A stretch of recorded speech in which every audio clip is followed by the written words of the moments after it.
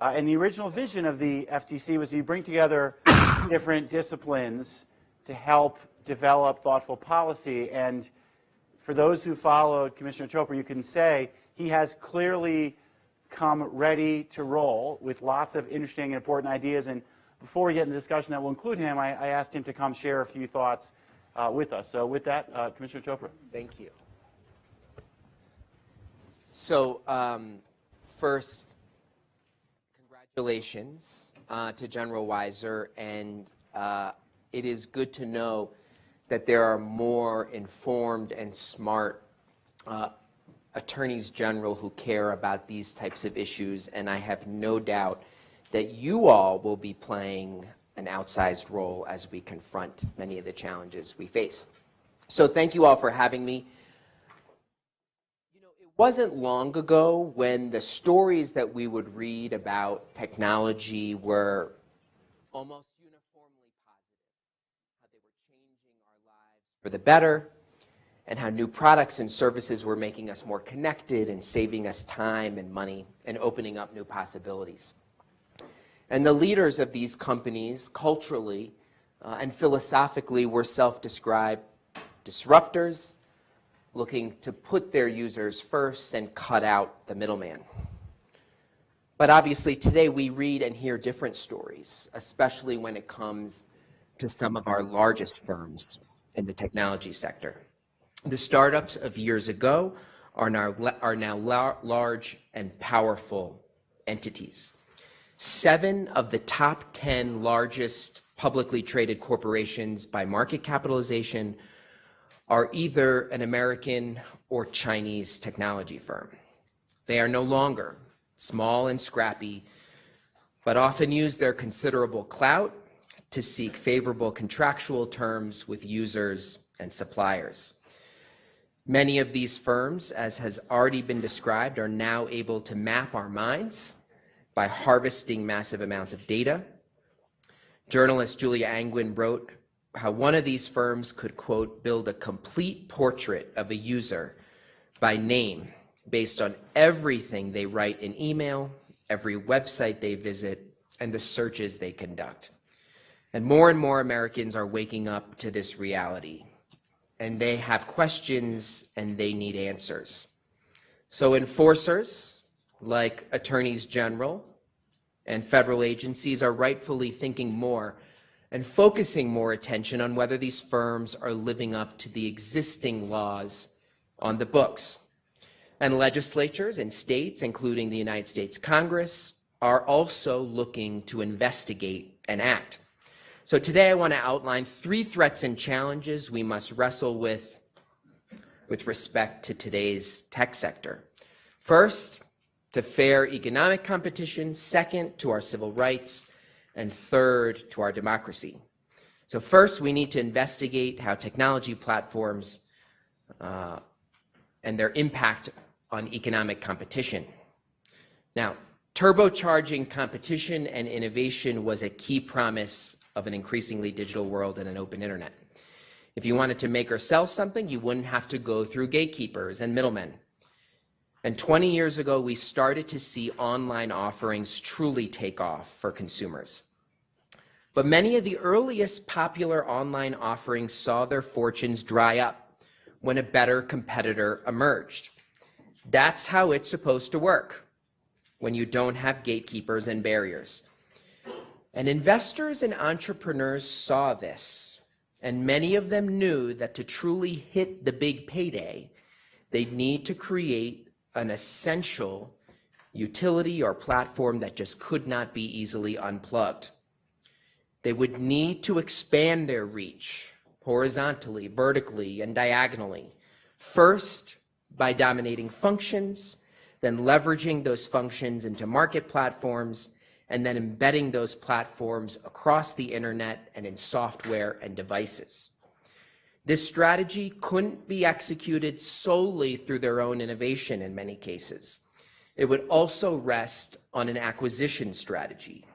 Firms seeking dominance saw the value of a company not in the net present value of its standalone revenues, but in ways that it would increase their own company's scale, scope, and bargaining leverage with new data sources and entry into new markets. Every time an acquisition with an eye-popping price was announced, analysts would often ridicule the buyer for overpaying. But many on Sand Hill Road and Wall Street clearly understood what they were doing. More than a decade ago, Google bought a small 2-year-old company with little revenue called YouTube for $1.65 billion, more than $1 billion higher than the buyer's own valuation, according to some reporting. In 2012, Facebook bought Instagram for $1 billion when it had $0 in sales. In 2014, Facebook bought WhatsApp for $19 billion, which had around $20 million in revenue the previous year. So what would the world look like if these acquisitions never happened? What if Google never bought YouTube? What if Amazon never bought Zappos? Or perhaps put another way, what if MySpace or Friendster was able to buy up Facebook? No one knows the answers to these questions. But if we still believe in the promise of the digital economy with fewer barriers and gatekeepers, we need to keep asking ourselves whether certain business practices and merger activity are really promoting innovation or simply allowing incumbents to hold on to their reign. Second, we need to understand how new technology may be a threat to our civil rights and the goals of fairness we seek in our society. Large technology companies are carefully connecting dots about each of our lives, creating details about all of us. And how these detailed dossiers are used or misused is an open question, and it is opaque. Massive data collection is feeding algorithms that are making more decisions about our society, like which college a student might be admitted to, or whether an inmate gets parole.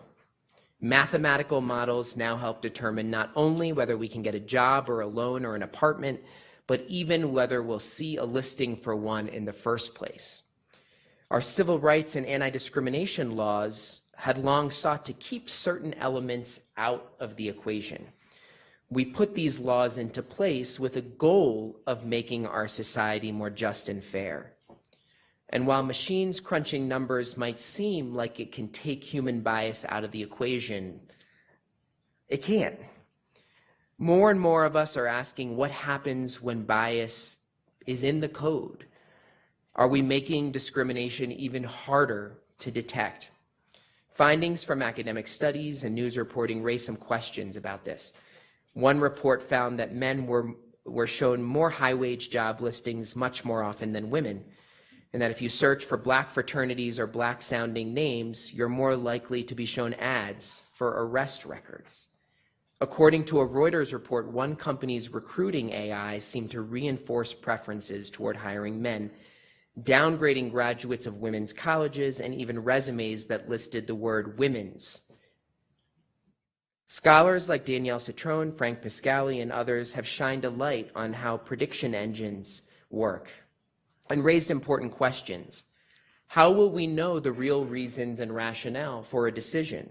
Who is responsible and accountable for those decisions? The reality is we should never assume that algorithms will be free of bias.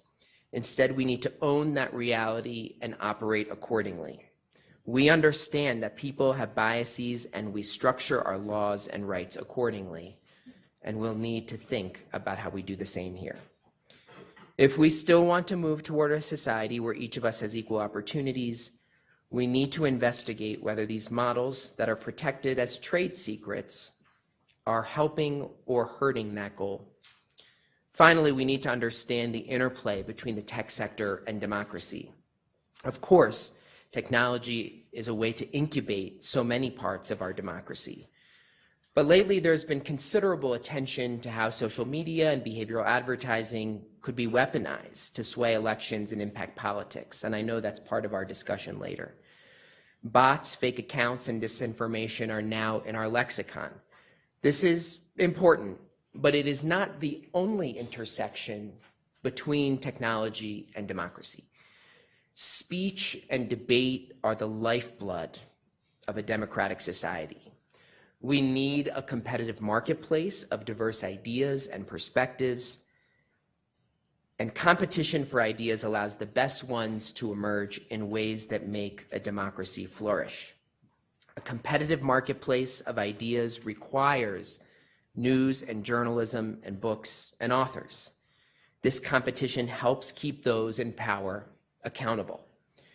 Another promise of the digital marketplace was giving those with ideas a new vehicle to reach others.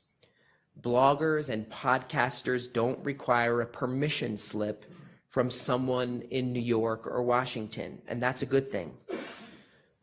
But with tech platforms serving as the gateway for many Americans to consume news and ideas, their increasing dominance has raised fears about journalism and publishing. These firms don't really employ journalists or create news content, but they've certainly had a dramatic impact. According to one calculation, there are half as many journalists working in newsrooms today compared to 2008.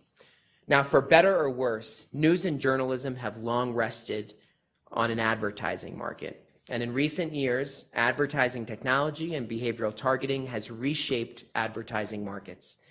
The battle for advertising dollars is not waged solely on the basis of the quality or popularity of news content. It's increasingly driven by a contest on who has more data. Since those who have the data and not the content creator are capturing a big slice of the pie, there's less to go around to those who think up the big ideas. For local news outlets that lack the bargaining leverage, their struggles mean less transparency and accountability in town halls, police departments, and school districts all over America. It's not just news and journalism, it's books too. A few weeks ago, the Authors Guild reported that median writing-related earnings by American authors plummeted by 42% over the last decade. Even with the rise of ebooks and self-publishing, which should allow authors to cut out intermediaries and earn more, authors are reporting that the new marketplace leaves them with no choice but to accept low royalties. Many authors report that they just don't feel that they can get their fair share. We will never know the answer to many questions.